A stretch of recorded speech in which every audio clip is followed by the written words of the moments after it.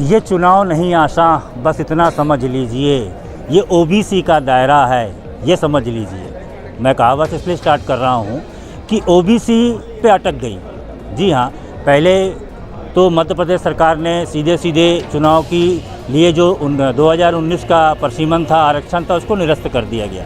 फिर चुनाव आयोग द्वारा डेट घोषित कर दिया जाता है, जिसके बाद पिटीशन दायर हो जाता है हाई कोर्ट में, फिर हाई कोर्ट से सुप्रीम कोर्ट चला जाता है। फिर सुप्रीम कोर्ट की फटकार के बाद में फिर से हाई कोर्ट आता है कि आप इसका निर्णय करिए।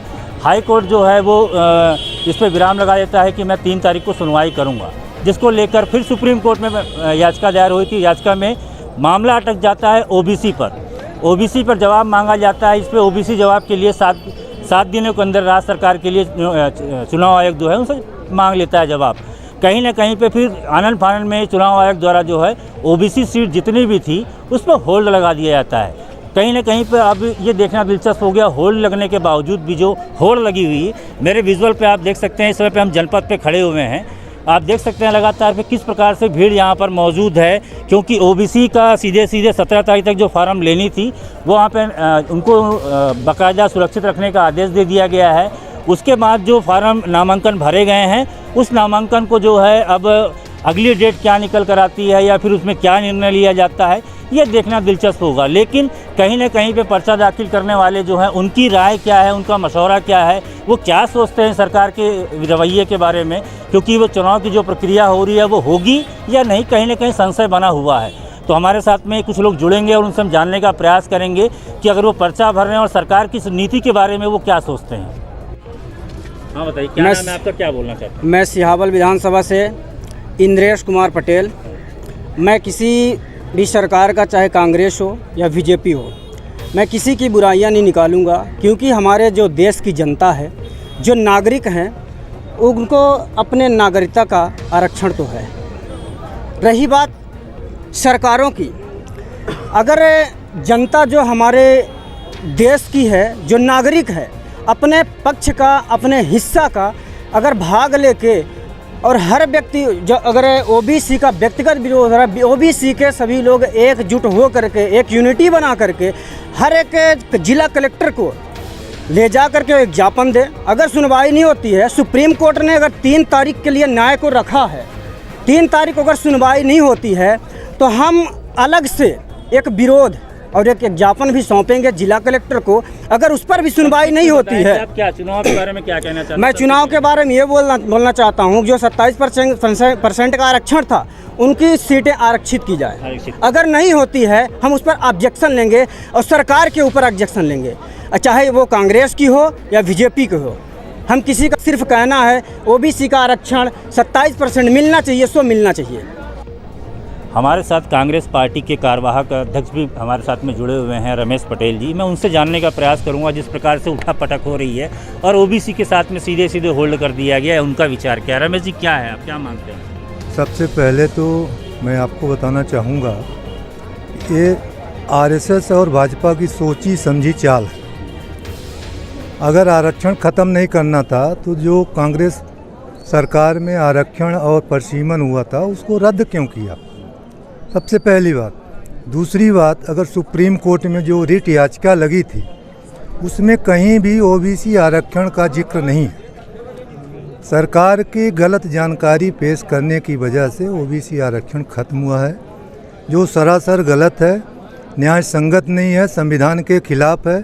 कांग्रेस पार्टी इसकी घोर निंदा करती है और माननीय कोर्ट से मांग करती है कि फिर से आरक्षण की व्यवस्था हो और चुनाव। की पूर्व मुख्यमंत्री उमा भारती ने भी ट्वीट करके शिवराज सिंह चौहान जी से अपील की है कि ये सरासर अन्याय है। तो क्या कहेंगे कि क्योंकि भारतीय जनता पार्टी की भी एक पूर्व मुख्यमंत्री रह चुकी हैं, वो भी ये कह रही हैं। जो संविधान के प्रति श्रद्धा रखता है, संविधान में विश्वास रखता है, वो सारे लोग, चाहे भाजपा के हों चाहे कांग्रेस के, वो पंचायत आरक्षण के खिलाफ। चुनावी घमासान के बीच हमारे साथ में भारतीय जनता पार्टी के पूर्व मंडल अध्यक्ष और वर्तमान मंडल अध्यक्ष भी खड़े हुए हैं। मैं उनसे भी जानने का प्रयास करूंगा, जिस प्रकार से सुप्रीम कोर्ट और हाई कोर्ट में मामला चल रहा है और ओबीसी के आरक्षण के लिए सीधे सीधे होल्ड लगा दिया गया है, तो क्या सोचते हैं। मैं तो पहले पूर्व मंडल अध्यक्ष चंद्रशेखर शुक्ला जी जानने का प्रयास करूंगा, कि जो ओबीसी को सीधे सीधे लगाकर होल्ड कर दिया गया है, तो क्या मानते हैं इसको? देखिए, यह विशुद्ध रूप से न्यायिक मामला हो गया, क्योंकि भारतीय जनता पार्टी के सरकार की मंशा ओबीसी को आरक्षण से वंचित रखने की नहीं थी। भारतीय जनता पार्टी की सरकार ने जो निर्णय किया था कि हम 2014 की स्थिति को बहाल रखेंगे, उसमें ओबीसी का भी आरक्षण था और SC/ST के लिए भी था। आरक्षण के मसले को लेकर के न्यायालय में जाने वाला कौन है? आप सब भली भांति जानते हैं कि केवल कांग्रेस पार्टी ने इसका विरोध किया और कांग्रेस पार्टी न्यायालय में गई और कांग्रेस पार्टी ने जो न्यायालय में अपना पक्ष रखा तो लगता है ओबीसी के विरोध में रखा। वो सीधे सीधे उनका आरोप है कि भाई हमने तो अपना पक्ष रखा ही नहीं, सरकार रखी नहीं पक्ष। ठीक, आपने पक्ष नहीं रखा। तो भारतीय जनता पार्टी ने जब यथास्थिति किया था कि हम ओबीसी को भी आरक्षण दे रहे हैं, SC/ST को भी आरक्षण दे रहे हैं, हम 2014 की स्थिति में चुनाव करा रहे हैं, तो फिर कोर्ट जाने का मतलब क्या निकला? अब क्यों गए अदालत? 2014 को ही अगर आरक्षण में माना लिया जाता तो ये हनन नहीं था, मान लीजिए नव युवकों के साथ में, नए लोगों के साथ में हनन नहीं था? निश्चित रूप से था, लेकिन उसके लिए यदि आप भारतीय जनता पार्टी को दोष देते हैं तो मैं इसमें कांग्रेस को भी दोष देना चाहता हूं। इसलिए देना चाहता हूं कि जिस समय पंचायत का चुनाव ड्यू था उस समय कांग्रेस सत्ता में थी। कांग्रेस को चाहिए था कि समय पर पंचायत का निर्वाचन कराती, लेकिन उस दिन कांग्रेस ने कहा कि हमारे पास फंड नहीं है, बजट की पर्याप्त व्यवस्था नहीं है, धन के अभाव में हम चुनाव नहीं करा पाएंगे। और आज जब भारतीय जनता पार्टी की सरकार बन गई तो कहते हैं धन पर्याप्त हो गया। कहां से हो गया? इसके पालन करते हुए भारतीय जनता पार्टी की सरकार चुनाव करा रही है और चुनाव को रोकने के लिए आप हाई कोर्ट और सुप्रीम कोर्ट बराबर दौड़ लगा रहे हो। निर्वाचन प्रक्रिया को माने बाधित करने का काम आप कर रहे हो। निचले स्तर की जो लोकतांत्रिक संस्थाएं हैं उनको खत्म करने का प्रयास आप कर रहे हो। आपने अपने समय में चुनाव नहीं कराया और जब दूसरा कोई चुनाव करा रहे हैं तो आप उसको रोकने का प्रयास कर रहे हैं और दोष भारतीय जनता पार्टी के सर पर मढ़ते हैं, तो ये सरासर दोष इसमें कांग्रेस का है। आपका शुभ नाम? मेरा नाम सीमा शर्मा है। सीमा शर्मा जी, आप किस पद के लिए पर्चा आपने दाखिल किया है और कहाँ से किया है? जी, मैं जिला जनपद के लिए दाखिल करी हूँ और मेरा वार्ड जो है सोनमरसा है, 11 महिला है। महिला सीट है जी, सामान्य महिला है। अच्छा, एक बात बताइए मुझे साफ तौर पर, ये सरकार का ये हाई कोर्ट, सुप्रीम कोर्ट और ओबीसी का इस बीच में चल रहा है, तो इसे क्या मानती हैं आप, किस नज़र से देखती हैं आप? देखिए, हम सब परेशान हैं, हम सब असमंजस में हैं, क्या करें क्या ना करें।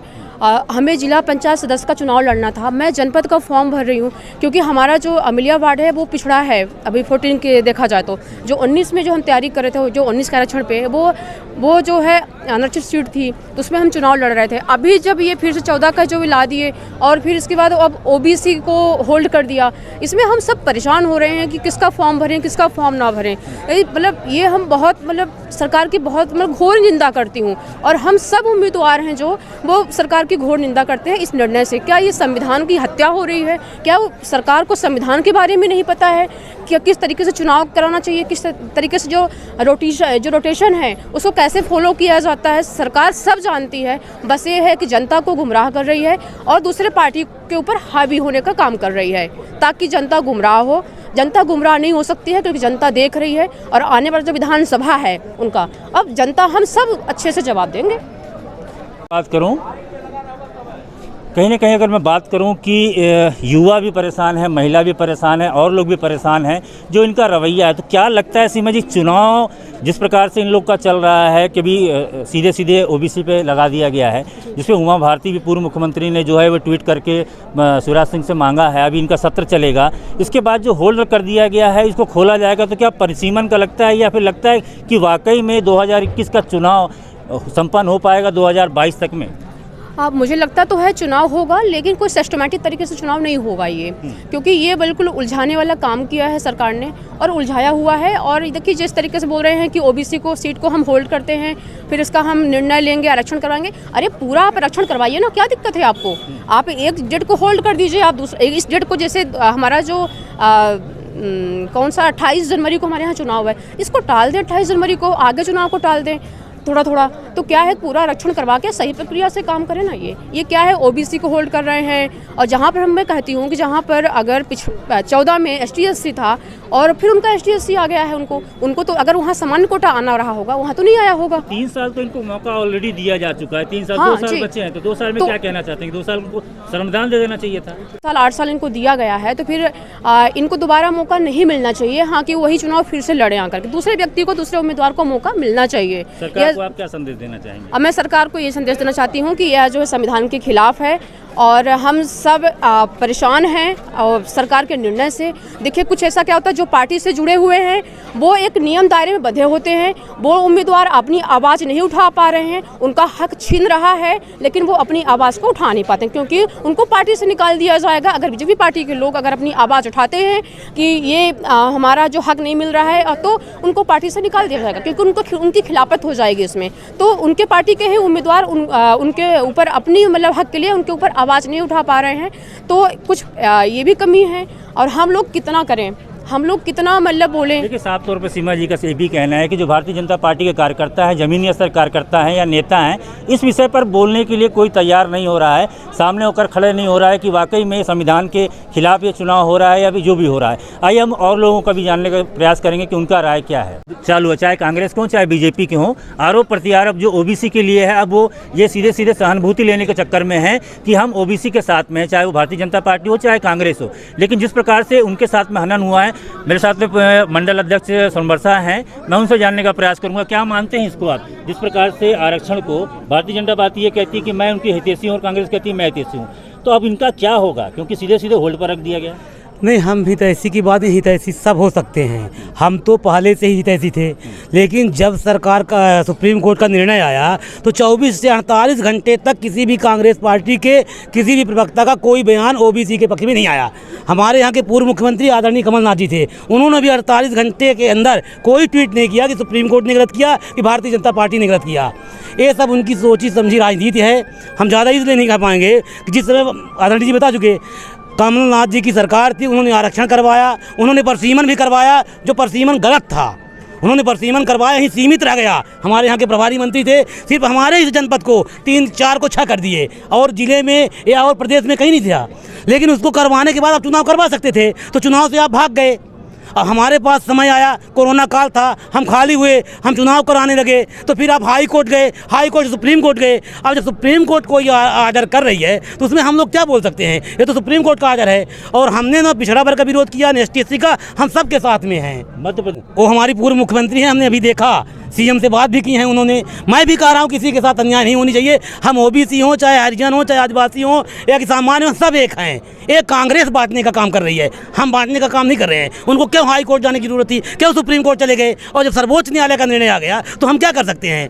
अब आप कह रहे थे सरकार ने पक्ष क्यों नहीं रखा, तो जब आप स्वयं जा रहे हो हमारे खिलाफ तो हम क्या पक्ष रखेंगे वहाँ। हमने तो ओबीसी की बात नहीं की वहाँ, हमने तो सामान्य की बात नहीं की। कांग्रेस साफ तौर पर ये कह रही है कि हम कोर्ट नहीं जाएंगे। विवेक तनखा जी जो गए हुए हैं वो भी प्रतिनिधि हैं, कांग्रेस पार्टी से बिलोंग करते हैं, लेकिन ऐसे बहुत सारे भी मामले हैं जिसको मामले को लेकर जाया जा सकता है, वो भी एक जनप्रतिनिधि हैं। वो कहते हैं जनप्रतिनिधि जा सकते हैं, मैं उनके साथ खड़ा हूँ। पहले बोले थे कि हम खड़े हैं, फिर पूरी कांग्रेस टीम लग गई हाई कोर्ट और सुप्रीम कोर्ट में भी लग गई। भाई साहब, ये उनका दोहरा चरित्र है, ये पहले से दोहरे चरित्र वाले हैं। क्या लगता है चुनाव वाकई हो पाएगा? चुनाव होगा, तय समय पर होगा। आज निर्णय हो रहा है, सुप्रीम कोर्ट सरकार अपना पक्ष रखेगी। हम ओबीसी के साथ अन्याय नहीं होने देंगे, न ST/SC के साथ अन्याय होने देंगे।